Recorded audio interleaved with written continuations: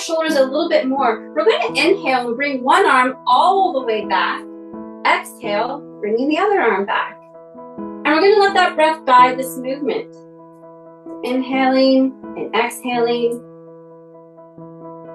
Feeling our shoulders. A bit of an opening in our chest here.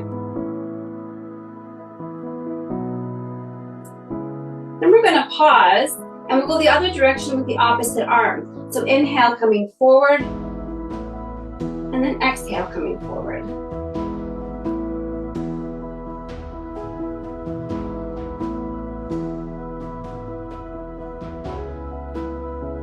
And then one more on each side. And then let's just let those shoulders relax. We want to open up our spine now. So if you're familiar with yoga, you might be familiar with the cat-cow. That's where we're rounding the spine. We're going to do that standing version of that. We're going to bring our hands up to our shoulders. When we're inhaling, we're drawing the elbows back towards each other, chest extended, gazing upwards. On the exhale, we're rounding the spine, bringing those elbows to touch, and bringing your chin to your chest. And then we're going to continue doing that. So at your own pace, letting your breath guide you. We're really opening up the spine here.